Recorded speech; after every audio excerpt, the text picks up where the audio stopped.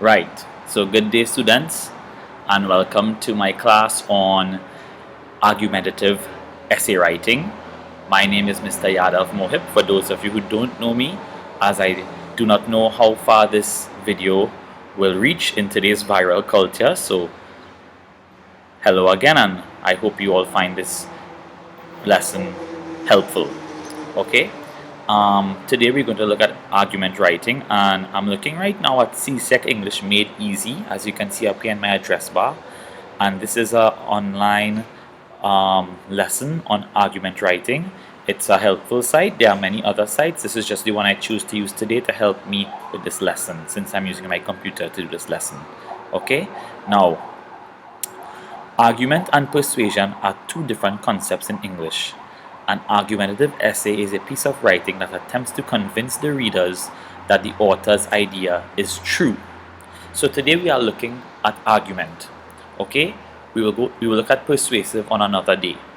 Now, as they say here, an argument, the argumentative essay, is attempting to convince the reader that the author's idea is true. Okay, you have to prove a point. So a writer should do thorough research, gather accurate facts and figures before writing an argumentative essay. Now, you all aren't going to be able to do research in the CSEC examination. You're just sitting down there with your exam script and your pen. So that is why it is very important, students, that from now until exams, you all make it a habit to read about the current events which are affecting our society, the regional, the wider society, and the globe. Right now we have this issue of the coronavirus. Okay, this coronavirus brings up many different topics, such as what we're doing right now, online learning. They may bring a topic that is controversial, such as should students have to go to school every day, or should they be able to do school from home using the internet, things like that, things that you can either be for or against, and that is how these topics are. We have a sample topic here, right? So I'm going to go down a bit and just go into the sample here. Sugary drinks should not be sold in schools. Now, this is a controversial topic again, so it is controversial issues that you will be presented with in order to write your arguments, and you have to be either for or against. They're going to put the statement there, and then they're going to say, write an essay either supporting or disagreeing with this point of view, either for or against. If you believe sugary drinks should not be in schools, then you agree. If you agree, then you are for. So if you agree with something, you're for it. If you disagree, you're against it. So if you are against this statement here, then you believe sugary drinks should be sold in schools. So don't let it confuse you. Is what you're for, is what you're for. You have to ask yourself, what do you think about the situation? Now, looking at this first, this introduction, this first paragraph, excessive intake of sugary drinks increases the risk towards diabetes, heart disease, and dental cavity, and thus the drink should not be sold in schools. So at once, the person uses fact, okay, and then they go on to use statistics, and they say 60% over the last decade of kids, right? There's an alarming number who suffer conditions. It has increased by 60% over the last decade. So they're using statistics to back up this stance that sugary drinks should not be in school. So you, as a student of English, you need to get into certain controversial topics, start reading about them in the magazines online and so on, and get statistics, learn statistics, because the statistics you are going to be able to use in your arguments. You can find a way to link statistics to arguments that you didn't expect to link it to before, right? But having those statistics there can help. And when you put statistics down that can back up what you are saying, it helps to build your case. Now, the most important statement here is this last statement. This is what you call a thesis statement. However, more importantly, sugary drinks should not be sold in school because of three major issues: obesity risks, uncontrolled behaviors, and caffeine disturbances. So those 3 risks are going to be 3 different paragraphs. So this is a thesis statement at the end of the introduction, okay? And that thesis statement sums up what your entire essay is going to be about. So the first paragraph, as you can see here, is about obesity. Kids who take excessive sugary drinks are at risk of becoming obese, because obesity was the first thing that the student wrote about. The writer wrote about this first, so this becomes the first point. And then they're going to use statistics, and they're going to use examples, and they're going to say why. Well, how does sugar cause obesity? Why is obesity a bad thing? These kind of things. You're going to have to illustrate it, expand on it. Okay? So, as I said, you have to have an introduction, which is the first paragraph. Okay?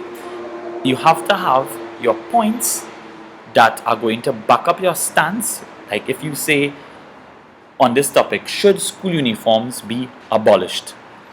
And you say, I think that school uniforms should be abolished. Okay, so let's say the statement was, this put it as a direct statement. School uniforms are obsolete and should be abolished. Write an essay for or against this statement. If you believe that that statement is true, that school uniforms are obsolete and should be abolished, you have to have 3 points that you can build into 3 paragraphs. Right? So you have to brainstorm and say to yourself, can I get 3 points to back up what I'm thinking? Can I make someone believe after they read these 3 points that what I am saying is correct, that this is true? Right? You have to make a convincing argument. Alright? And then after those 3 paragraphs in which you build on your 3 points, and those 3 points have to be in your thesis statement. So notice, okay, everything is linked. After all that, you're bringing a conclusion, and the conclusion reiterating what was said in the introduction. So really and truly, all you have to do is know what you want people to believe, what you want them to think is true, that school uniforms should not be abolished or should be abolished, whichever one you think, and you have to just put 3 good strong points in your paragraphs. Each one has its own paragraph, and then reiterate that again, and you're finished. That's it. But again, you have to build on everything. You have to have examples and statistics, okay? And you have to be able to illustrate this, that people see how it is that what you are saying makes sense. Okay? The first, in the introduction, which is one of the most important parts, the introduction has to have a hook, like a first sentence to pull in the reader. In this case, they said, say goodbye to chicken and fish and prepare yourself for crickets. That's about an insect diet. So that's a real controversial thing, people who eat insects, which is, a delicacy for many. If you're going to talk about that, you could just shock the reader one time. Then you put some background in and say why it is you're talking about this. Say, I believe that today, if let's say the topic is the school uniforms, I believe today that the school uniform is still a very important practice, as it has been carried on for generation upon generation. And then you get into your thesis and you say, these uniforms are important because it helps identify students when they are outside of school. It creates an environment of equality where everyone looks the same. And thirdly, it provides less distractions that may be created when children come sporting today's fashion, because we all know today's fashion could be. Alright? Same thing could be said for the sugary drinks.